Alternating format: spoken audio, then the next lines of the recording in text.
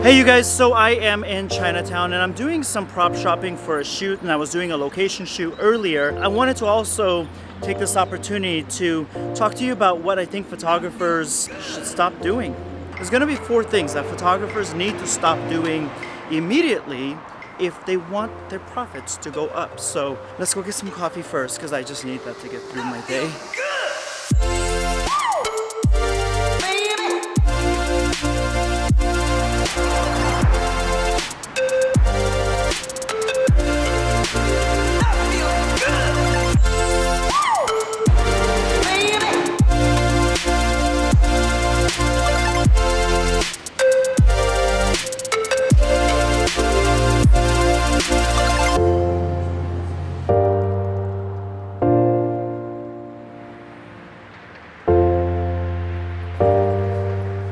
So I was gonna get Starbucks until I just heard a whole bunch of people from high school saying they're gonna get Starbucks, and I'm gonna be 37th in line, so that's not happening. So I'm gonna go find something else, but I'm hungry, and downtown is still dealing with what's happened with everywhere in the world with 2020 and COVID and everything.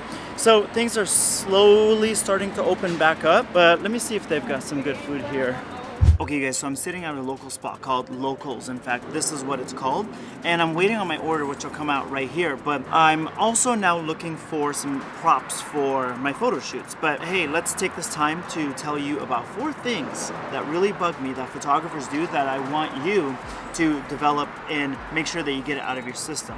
Number 1, I heard this actually the other day on Clubhouse, where somebody suggested, one photographer suggested to another photographer, hey, sometimes when you want to find out what the pricing should be, call your competition and pretend you're a customer.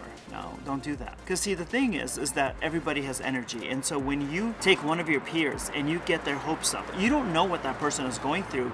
Like, you don't know if they might be on their last dollar and they're trying to hold on, and you give them hope and you pretend that you're going to book them for a really great event, to get their price list, to get everything, to take their time. In fact, it's actually theft. When you do that, you've stolen someone's opportunity to serve a real customer, you've stolen their time, all of that. So you never want to do that. So there's a better way to find out how your competition charges. And the most honest route is actually pick up the phone or grab your keyboard or your phone and type a message to them. And you know what's gonna happen? If somebody calls me and says that to me, I'm gonna give you my prices. I'm not just gonna give you my prices, I'm gonna say, hey, would you like to meet for coffee? And let's actually talk about your pricing and your strategy. Because see, as your competition in an area, it's in my best interest to make sure that you charge up here.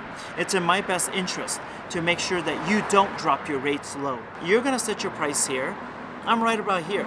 Nobody's gonna bug us. Either they like you or they like me. There's enough room for both of us to be successful. If I'm here and you charge down here, you know what's gonna happen? I'm gonna have to come back down. And then you're gonna come back down.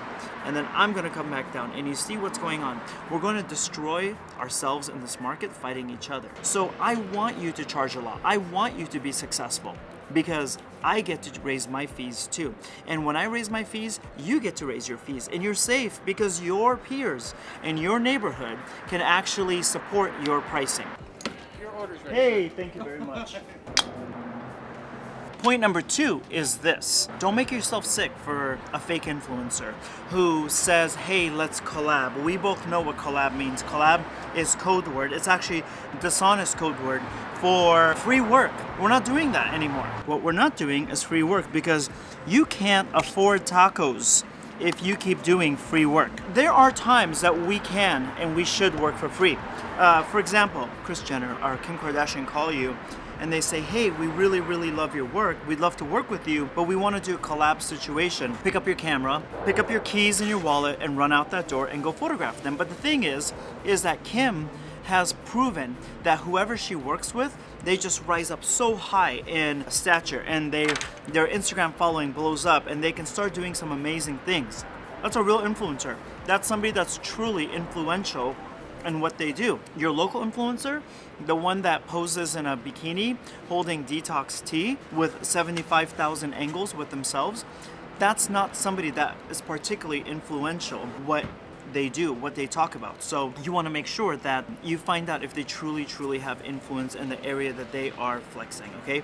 So an example of that would be you're working with an influencer who is a bikini model. Okay, that's wonderful. Unless you're photographing bikini models, unless you are shooting them, it's not influential in your world whatsoever. The third thing that I want photographers to not do anymore is to stop ruining the fantasy for your clients. The fantasy for your clients is this: I'm shooting with this photographer who also shot so-and-so and been published here. That's amazing. How did you book that kind of client? That's a fantasy of theirs. What they want to do is they want a special moment. They want something called experiential. They want to go, he or she shot so-and-so. They've done so-and-so work. They're going to do my work. And that's important. And so if I was to dumb down my price, if I was to simplify things, that's taking away from their fantasy. They're like, oh, you actually ruined it. So the same thing that you want to do with your photography is this: let them enjoy it. Let them actually enjoy the fantasy. Let them say and brag about them shooting with you. Brag about, hey, I'm paying this much money. They're so expensive, but I was finally able to afford them. That's a fantasy. Don't ruin it.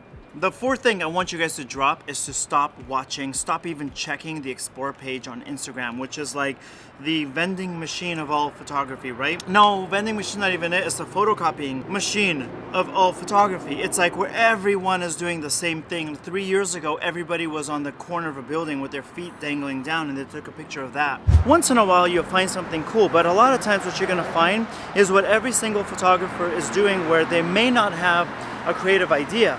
Why I think that that's kind of dangerous is that nothing separates you. My goal is that you stand out in what you do. My goal is that people talk about you and they're like, oh, no one else is doing this right now.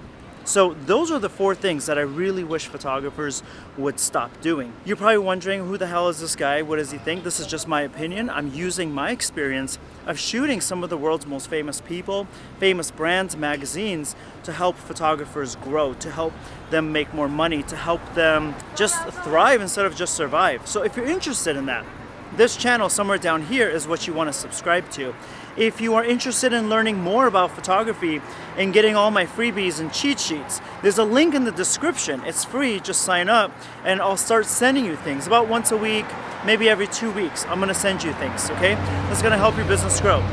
Check out this video right here if you wanna learn more about making money with photography.